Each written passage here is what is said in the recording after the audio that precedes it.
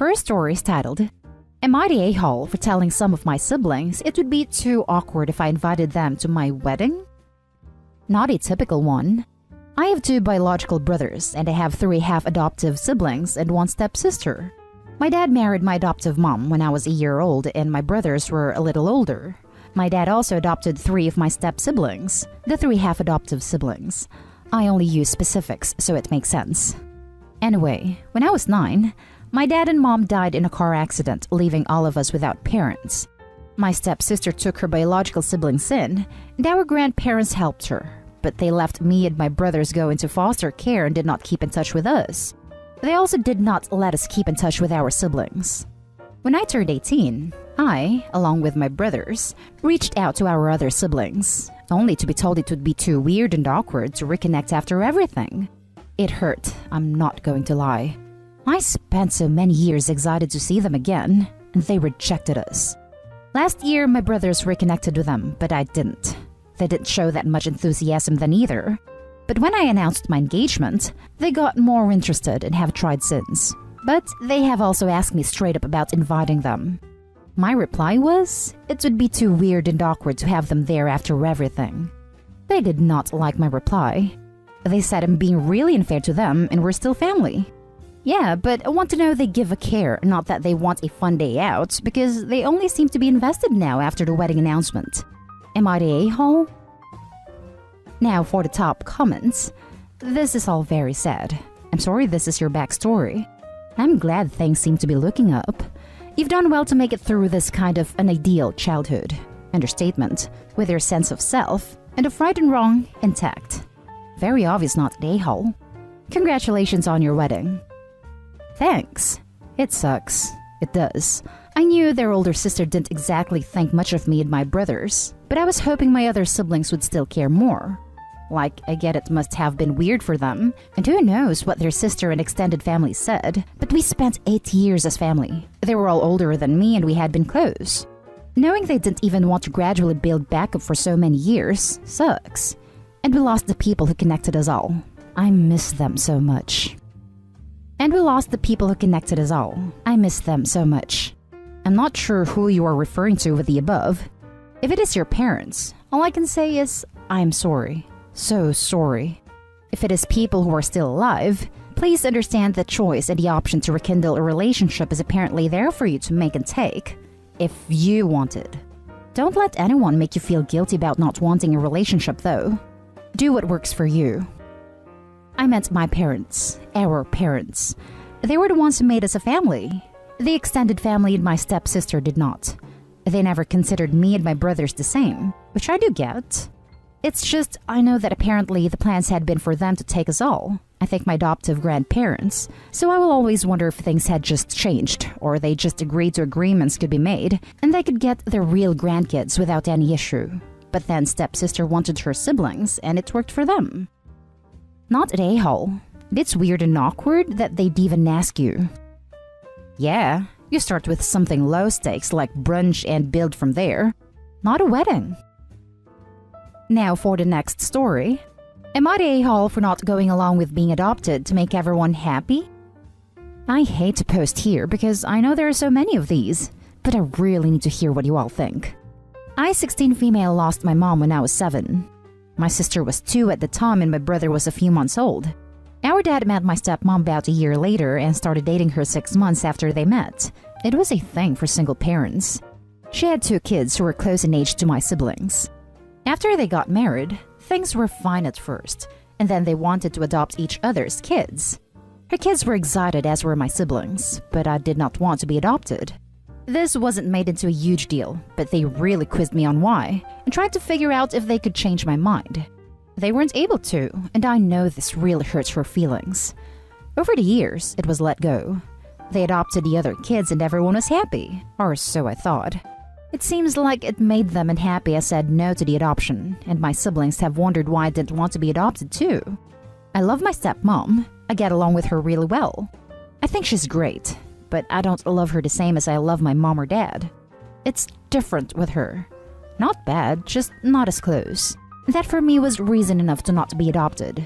But there's also the fact I don't want my mom's name erased from everything. I know they're not trying to replace her, but if I'm adopted, her name is no longer the legal name I put down. It doesn't change biology, but it does make my stepmom my mom. And no matter how much I care about her, I just don't want her to be my mom in all official senses of the word. It has come up again because they offered the adoption again and my answer was the same. My dad decided we needed to go to therapy, the three of us, and the therapist told them they couldn't therapy me into agreeing. My stepmom said it's not about that for her. She just wants to know what she did wrong and why I'm opposed. My dad said he feels like I'm holding back, and he said there is an unhappiness with the fact I have kept myself on the outside by not becoming a more official part of the family unit. It bothers me, but part of me feels bad that this is something that makes them so unhappy. Am I the a-hole? Now for the top comments. The therapist told them they couldn't therapy me into agreeing. That therapist is awesome. Not the a-hole. This whole thing seems to be going in the right direction. Dad and stepmom are upset and they are seeking help. The therapist sounds like someone that might make them realize that they need to make peace with the situation. Hopefully they listen to the therapist. Both dad and stepmom seem to think that the normal response is an enthusiastic yes to adoption. Hence, stepmoms, I just want to know what I did wrong, since no is only possible because something went wrong. But Opie's reasons are so utterly reasonable and understandable. Their inability to hear her on this just seems like deliberate disregard of Opie's needs and boundaries. If you've explained your reasoning to them the way you have here, and they still refuse to hear you, then they're being a-holes. Yes, they think they're doing the right thing and they're doing it out of love, but it's misguided as hell. They're a-holes because they can't seem to understand that being part of their family doesn't have to mean cutting your mom and her legacy out of your life. Not an a-hole. Not an a-hole. No one can dictate what your feelings are. Good for the therapist for saying that. I can see where the stepmom is coming from with her "what have I done wrong" thing, but she doesn't have to have done anything wrong. You can't really help how you feel. I can see where the stepmom is coming from with her "what have I done wrong" thing, but she doesn't have to have done anything wrong. You can't really help how you feel. Same, but Opie, it's not your job beyond a certain point to make her feel better.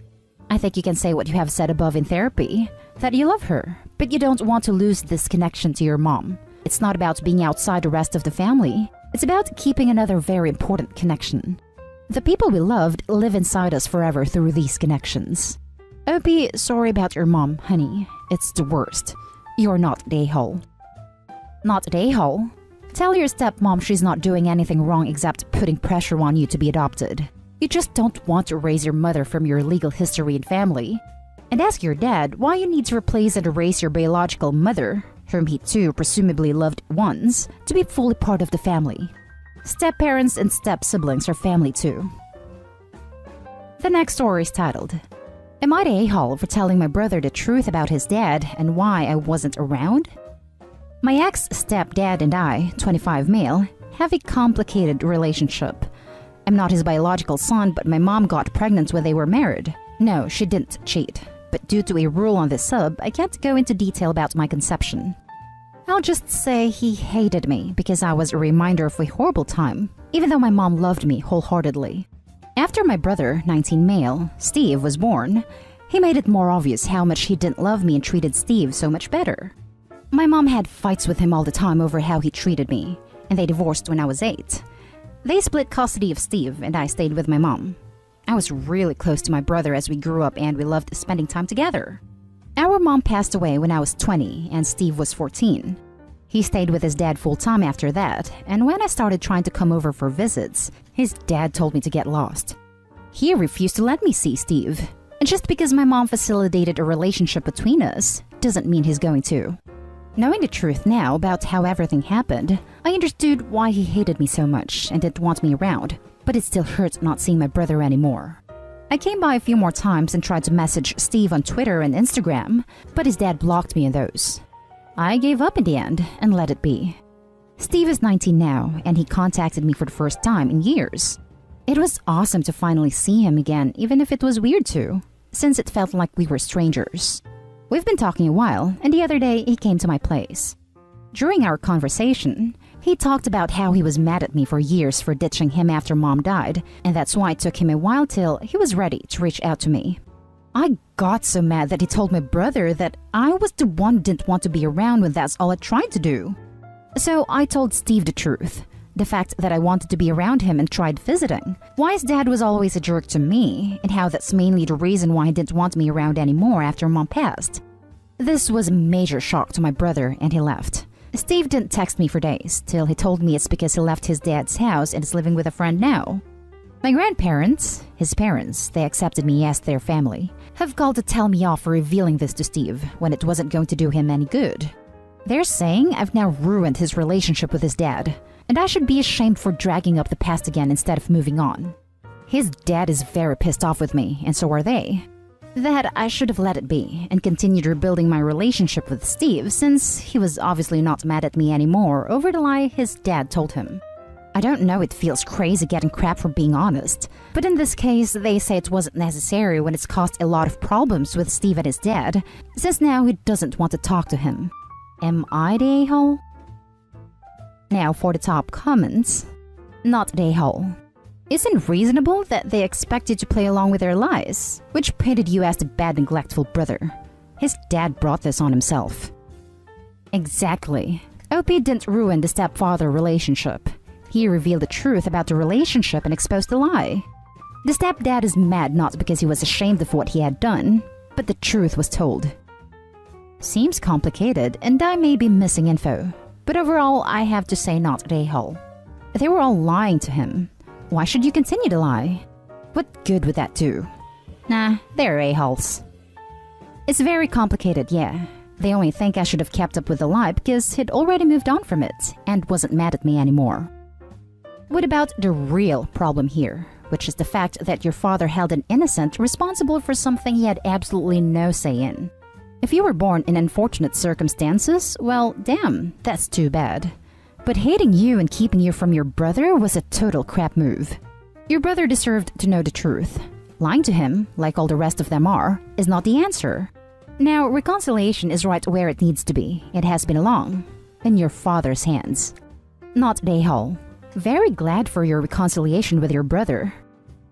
Right? His mom was able to love him despite the circumstances of his conception, and the fact the stepdad couldn't even be kind to him for her sake is just wow.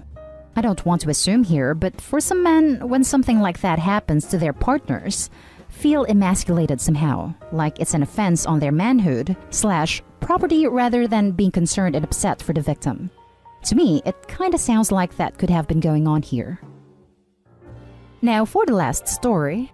Am I the a-hole for saying I won't apologize because I'm not sorry? I don't want to make this long. My parents are divorced. Dad is remarried. He and his wife started dating 9 years ago, married 6 years ago. I'm 16, my brother is 14. I have a stepsister who is 15 and another who is 11.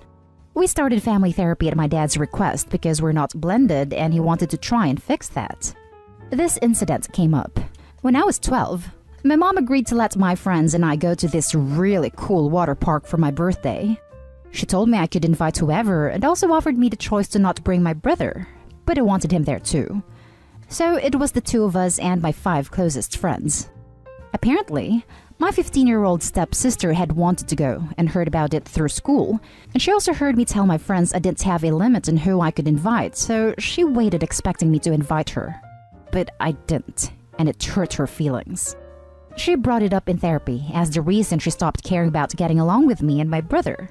My dad was pissed, said at the time he talked to my mom and she said it wasn't her job to include his family. He said this in therapy. The therapist asked if I would be willing to apologize. I said no. My dad's wife asked me why, and I said because I'm not sorry. That it was my birthday and there should never have been an expectation that I would invite either of the girls because we weren't friends or close in terms of family. I said it sucked that her feelings got hurt, but she also shouldn't have snooped on me in school.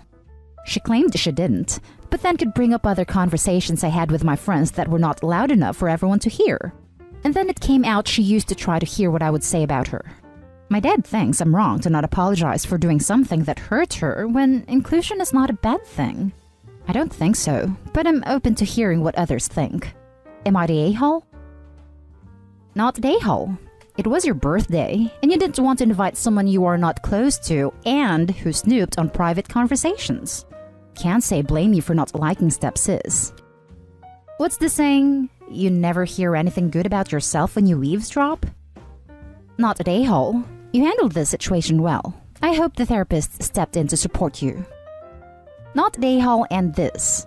I hope the therapist didn't let your dad harp on you in the session. That wouldn't be a very responsible therapist, especially considering you were 12 at the time of the event. Not at A-hole. Forced apologies are just words and don't mean anything. They have failed as parents if they don't understand and didn't teach their kids that sometimes they get to do things that other kids can't, and sometimes they can't do what other kids do. If she had a party somewhere with all of her friends, I highly doubt she would have given you an invite to hang out with them. A 12-year-old boy doesn't want his 15-year-old stepsister at a water park with his friends and peers, and that goes for her too, if the roles were reversed. And you don't need to feel bad about that. 3 years isn't a lot, but at that age, it is.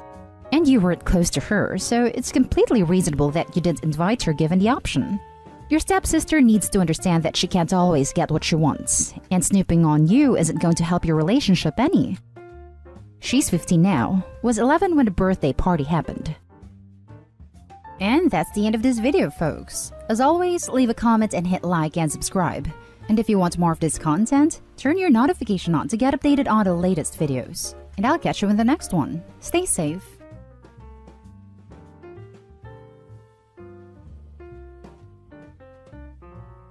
Update. Am I the a-hole for refusing to speak to my friend and end our 15-plus year-long friendship after she took my purse, used my money and lost it? Original post. So, I, 21 female, am just about to leave from a vacation with a friend, also 21 female, and I'm honestly still sick over what happened. A few days ago, she took my expensive Zadig and Voltaire purse without asking. This purse was a Christmas gift from my sister and has huge sentimental value. I've spent the past few years taking really good care of it because it means so much to me. When she took it, she didn't even tell me. I only found out after the fact that she used it to go to the laundromat and in the process used my money, which she also didn't ask to take. For context, the purse had around $40 in cash and a bunch of quarters, a gift from my sister's best friend's mom, 60 euros in notes, and at least 20 euros in coins. So we're talking over 100 euros total, not to mention the purse itself. And now, the purse is gone. She lost it. I was obviously upset, not yelling or blaming her, just crying and saying I wasn't mad, just hurt.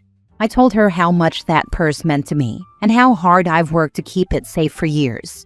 Instead of apologizing, she got huffy with me, rolled her eyes and said, "How much does it cost? I'll just replace it," in this angry, dismissive tone. She has a very defensive and confrontational nature that makes me feel bullied and small, so I find it hard to stand up to her. But it's not just about the money. It's about trust, respect, and losing something deeply personal to me. Since then, she hasn't apologized at all. In fact, she's acting annoyed that I'm upset. Now we're on the last night of our trip, and I've decided to just be neutral and quiet for the journey home. But once we're back, I plan to stop speaking to her entirely. I feel like she violated my boundaries, disrespected my belongings, and is now making me feel like I'm too sensitive for being hurt. But some mutual friends are already making me feel like I'm being dramatic and should let it go because it's just a bag. So, am I the a-hole for cutting her off and refusing to speak to her after this? Now for the top comments before reading the update. She's not a friend. She also needs to pay you back for the purse. She stole it, actually, so she's a thief. Your choice on how to handle that going forward, not the a-hole. She agrees to reimburse me, which I accepted, but I haven't spoken with her further about it, as I've been too upset to look up the cost of the purse. And I also haven't told her the amount that was in the purse. I plan to do so in 2 days' time, where I will post the update after I discuss with her my true feelings about this. Have you checked her bags? She might have your purse tucked away in her belongings. Make her reimburse you, then end the relationship with a thief. Not the a-hole, and I don't know why you say you weren't angry, just hurt. I'd be furious as well as hurt. She stole from you. She violated your trust. She's deflecting as if you're the one making a big deal about it, as if what she took was, say, a candy bar, and not an expensive bag costing hundreds of dollars or euros, as well as a bunch of cash. Why would you want to stay friends with someone who would do that? If she won't pay you back in cash for the money in the bag? I'd post this all over social media with her name attached as a warning to others, because I doubt a police report will get you anywhere at this point. I agree, but getting angry with a girl like her doesn't work. It only invigorates her, it seems. I am genuinely heartbroken, as this has huge sentimental value. But also, the amount of money in it may not be large to most, is a lot to a student nurse in college whose parents are not wealthy enough to support my college fees and living expenses like hers are. When I receive nice things, I aim to keep them for a long time. She just lost my belongings like it was nothing and never apologized. Now for the update. So I have an update. Thank you to everyone who gave advice or shared support. It really helped more than you know. On the flight home, she asked me to mind her passport in my bag, even though she had her own backpack. I agreed, just to keep the peace because I didn't want to deal with any attitude or fighting. When we landed, she turned to me and asked, "Do you have my passport?" in this snappy tone. I was still hurt and wanted to get one last jab in, so I said, using the exact words she said to me all week about my missing purse, "I was checking my bag the whole time to make sure your passport was there. But maybe it'll show up when we get off the plane." I regretted saying it immediately. She snapped in front of other passengers, finally acknowledging that I'd been upset about the purse, but in the most cruel and dismissive way. She said, "Well, at least I didn't throw a hissy fit bawling crying for hours over a purse." That was the last straw. She acknowledged my obvious upset, yet still would not apologize. Once we got our bags at the airport, I told her I wanted to check her suitcase for my purse. I said if she refused, I'd involve the police. She tried to say I was violating her privacy, which is hilarious considering she took my purse and went through my belongings. I told her if it wasn't there, she had nothing to be worried about. I also made it clear I wasn't going to touch any of her stuff, that I wasn't interested in taking others' belongings without permission, just checking for what was mine. She was absolutely fuming, face red, shaking, visibly furious. Then she shoved her bag at me and told me to go ahead. I opened a zipped compartment. Inside was a black trash bag. Inside that was a red Target bag. Inside that, drum roll, my purse. All of the money was still inside. The cash, the euro coins, but no quarters. I was honestly so shocked I couldn't even ask why she had it or what her plan was. I just said thanks and walked away with my stuff. I got on the bus home and haven't spoken to her since. I wish I hadn't been so emotionally drained to have given her a piece of my mind. She's since blocked me with no apology or explanation. As a side note, her mom, who doesn't know we're not speaking, called me at 3 a.m. crying. She was saying how badly she feels treated by her daughter and her husband, how she's constantly belittled. I won't get into any of what had just happened, but it definitely gave me more perspective. This girl is cruel and horrendous, with little to no empathy, and I think maybe a sociopath. Anyway, I got my purse back, but the whole thing left a really bad taste in my mouth. I still don't fully understand what she was trying to do, and honestly, I don't think I want to. I'm just relieved it's over. What do you guys think she was aiming to do with the purse? Very little of my money inside was used. So strange. Thanks again. Edit. I didn't realize this would gain such traction so quickly. Thank you to everybody. Also, she chronically watches the Smosh YouTube channel, where they review Reddit stories like "Am I the a-hole?" etc. I'm just laughing thinking about if this came up, I feel like she's so self-absorbed. She would not clock that it's about her. Why haven't you told your friends and her mom about what happened? It's like you want her to rewrite the story to make you the villain. My friends are aware, and my entire family. They told me they are disgraced by her behavior and to cut off contact with her. The friends on vacation, however, whether they sided with her or were actually too afraid to side with me, I'm not sure. I haven't reached out to them, and from advice from the previous post, I am not continuing my friendships with them. I can't be friends with someone who is too weak to stand up for me. Her mother was drunk driving and in a bad spot, so I felt it was not the right time to bring up the situation as she was very upset. This was weird. She took the bag but didn't use the money inside, except quarters. She didn't dump it either. I wonder if she has a collection of trophies that she has stolen? Her mom seems to be aware that her daughter has different behavior than most of the others. It sounds like other friends may be scared of her. So that's the mom and possibly friends that are unnerved by her. I can imagine that rage, the rage that she knows you'll find your purse and she won't get away with it. Good for you for sticking up for yourself. I would distance yourself away, far away from her. That friend is not a friend to cause you all this stress when you were on holiday, trying to enjoy yourself. I have not had any psychological training, just the University of Life. But she doesn't sound right to me. That's what I'm saying. I'm trying to wrap my head around it all. My family and friends are just as confused as to what her objective was. My dad just put it down too, in his very old country Irish father way, cuts are everywhere. Don't think about it anymore. Just don't give her the time of day ever again. Next story. Am I the a-hole for refusing to give my ex-girlfriend's dog back after she abandoned it with me for a year? I, 29 male, broke up with my ex Chloe, 28 female, about 14 months ago. The breakup itself was messy, and when she moved out, she asked if I could look after her dog, a senior dachshund named Frank, for a couple of weeks, while she found a new pet-friendly place to live. I agreed without hesitation, because honestly, I loved that dog. He'd been around for years and was always a source of comfort. I didn't want him to suffer just because of our split. Those couple of weeks quickly turned into months. At first, Chloe would occasionally text me to ask how Frank was doing, but she never came to visit him or sent money for food, vet bills, or anything related to his care. After a few months, the texts slowed down. She stopped checking in as often, and her lack of involvement became pretty obvious. Around the 6-month mark, I finally texted her to ask directly, "Hey, are you planning to get Frank soon? His food and care are starting to get expensive." She took a day to respond and then replied with, "I'm still looking. Thanks so much for doing this." That was it. No timeline, no offer of help, nothing. By the 10th month, things came to a head. Frank had a serious vet visit that cost me over $300, which was a huge hit because I had just lost my job at the time. Chloe hadn't reached out in 4 months, and honestly, I didn't even bother texting her about the bill. I covered it myself, and at that point, I made the mental shift. Frank wasn't her dog anymore. He was mine. I was the one feeding him, walking him, paying for him, and loving him every single day. Fast forward to last week, and Chloe suddenly shows up at my door out of nowhere. She looked completely different. New clothes, new attitude, and apparently a whole new life. She told me she had a new job, a new apartment, and even a new boyfriend.